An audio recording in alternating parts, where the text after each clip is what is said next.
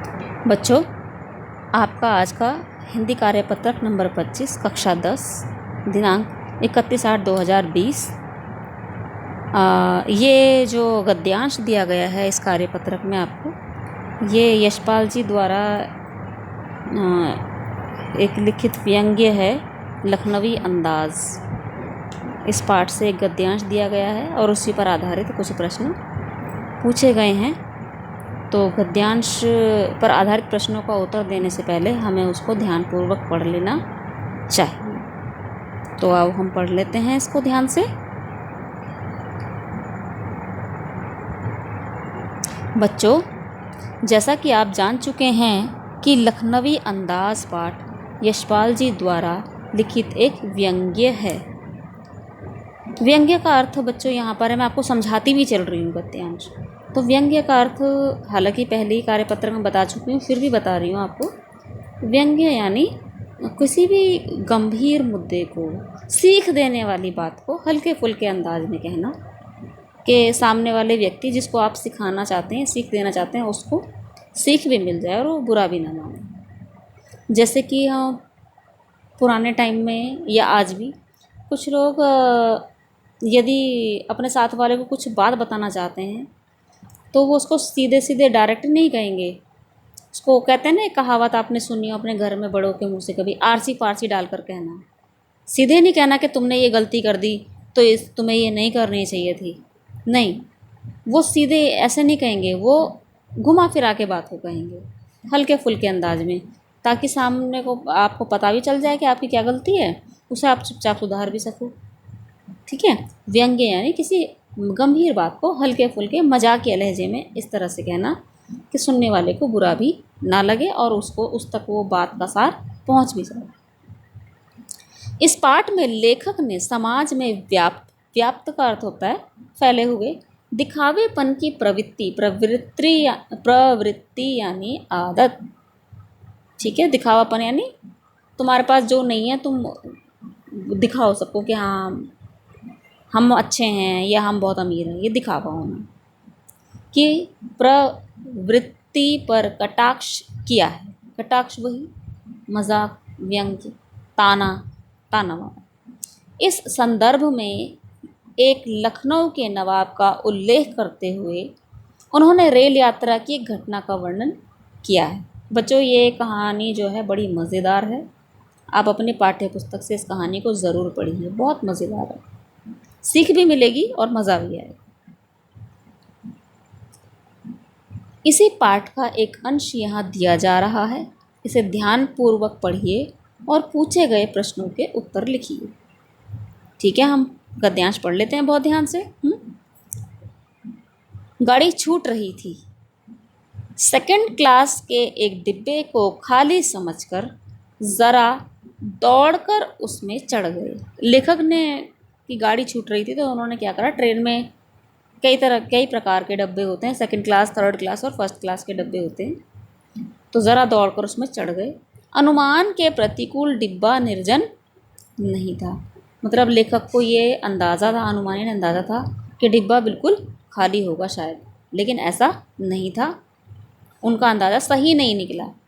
डिब्बा निर्जन नहीं था यानी बिना व्यक्ति के नहीं था।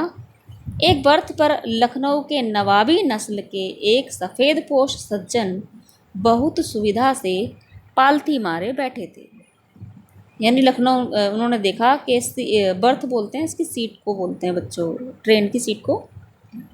तो जो ट्रेन के डिब्बों में सीट होती है उसको बर्थ बोलते हैं। तो उस पर एक व्यक्ति बैठे हैं, सफ़ेदपोश यानी सफ़ेद कपड़े पहने हुए एक सज्जन पालथी मारे बैठे हैं। उनके बैठने के हाव भाव से लेखक को क्या लगा कि ये लखनऊ के किसी नवाबी परिवार से संबंधित हैं। उनके सामने 2 ताज़े चिकने खीरे तौलिए पर रखे थे। डिब्बे में हमारे सहसा कूद जाने से सज्जन की आंखों में एकांत चिंतन में विघ्न का असंतोष दिखाई दिया। सहसा का मतलब अचानक। डिब्बे में हमारे सहसा कूद जाने से मतलब डिब्बे में भागकर चढ़े थे ना, अचानक से कूद जाने से अब सज्जन जो हैं वो बैठे हुए थे, उनको बड़ा ये लगा कि मैं अकेले अपने एकांत में आराम से बैठा था अकेलेपन में, और ये पता नहीं कहाँ से आ गया। एकदम से देखा कि कौन आ गया ये डिब्बे में। सोचा हो सकता है यह भी कहानी के लिए सूझ की चिंता में हो। हाँ, लेखक ने क्या सोचा कि अरे मेरे आने से इसमें इस ऐसे मुझे गुस्से से दिख रहे हैं कि कौन आ गया मेरे एकांत में विघ्न डालने, हो सकता है ये भी कोई कहानी सोच रही हूँ। नवाब साहब ने संगति के लिए उत्साह नहीं दिखाया। संगति यानी साथ में बातचीत करने के लिए कोई उत्साह नहीं दिखाया। उन्होंने लेखक के सामने बातचीत शुरू नहीं की। हमने भी उनके सामने की बर्थ पर बैठकर आत्मसम्मान से आंखें चुरा ली। भाई बच्चों, एक बात बताइए, यदि कोई आपसे बात करना नहीं चाहेगा तो आपकी हिम्मत पड़ेगी बात करने की? नहीं। तो जब नवाब साहब ने कोई उत्साह नहीं दिखाया कि लेखक से बातें करें, मुस्कुराएं, तो लेखक ने भी दूसरी तरफ नज़रें फेर ली। ठीक है, ये आपका गद्यांश है। और अब हम इसके प्रश्न देख लेते हैं। इस कहानी में लेखक ने किस प्रवृत्ति पर व्यंग किया है? बच्चों, इस प्रश्न का उत्तर आपको देखो यहीं शुरू से मिल जाएगा। ये देखिए, इस पाठ में लेखक ने समाज में व्याप्त दिखावेपन की प्रवृत्ति पर व्यंग किया। कटाक्ष और व्यंग का मतलब एक ही है। ठीक है, अगला प्रश्न, लेखक क्या सोचकर किस डिब्बे में चढ़ गए? तो ये देखो यहीं पे लिखा हुआ है आपके। पहले प्रश्न का उत्तर तो बच्चों आपको इस गद्यांश के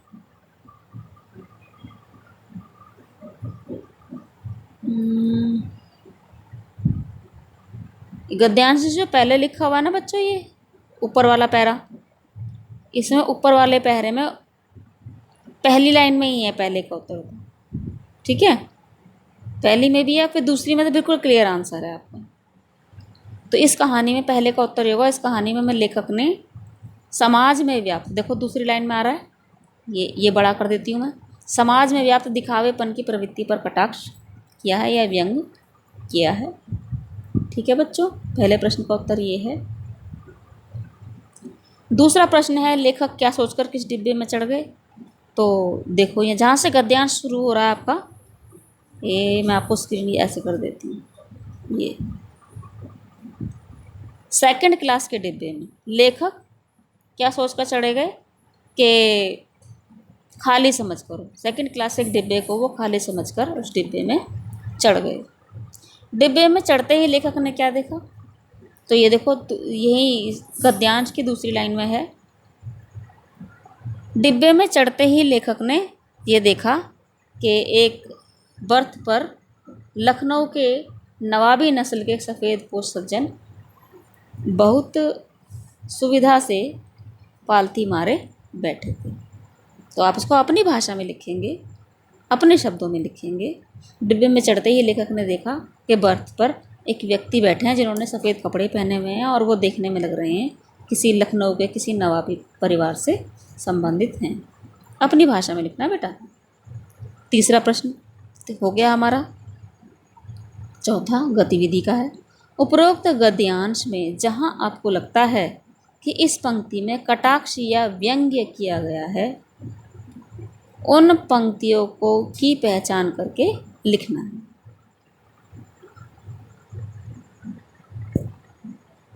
इसमें व्यंग्य किया गया है, हाँ, ये भी हो सकता है, मतलब इसमें हमें कुछ सीख दी गई है। तो ये है, देखो बच्चों, गद्यांश की सबसे अंतिम अंत में ऊपर की तरफ गिनेंगे हम, 1 2, चलो मैं आपको स्क्रीन ऐसे कर देती हूँ। नवाब साहब ने संगति के लिए उत्साह नहीं दिखाया। हमने भी उनके सामने की बर्थ पर बैठकर आत्मसम्मान में आंखें चुरा ली। मुझे ऐसा लग रहा है कि हाँ, ये मजाक वाली ही बात है कि जब उन्होंने कहा तो इन्होंने भी, ये भी चुप हो गए। और ये भी हो सकता है, ये कटाक्ष देखो, यहाँ से अब पढ़ो ऊपर से। एक बर्थ पर लखनऊ के नवाबी नस्ल के सफ़ेद पोश, ये भी है बेटे व्यंग, तो आप ये व्यंग भी लिख सकते हो। नवाबी नस्ल बोल दिया ना कि एक सफ़ेद पोश सज्जन बहुत सुविधा से पालथी मारे बैठे थे। मतलब ये कि वो नवाब एक्चुअल में है नहीं, ये है या नहीं ये तो नहीं पता, लेकिन दिखावा हमेशा ऐसा करते हैं जैसे वो नवाबी परिवार से हैं। तो ये आपका गद्यांश पर आधारित जो कार्यपत्रक है ये पूरा हो गया है। ओके, उम्मीद है आप लोग कर लेंगे ध्यान से।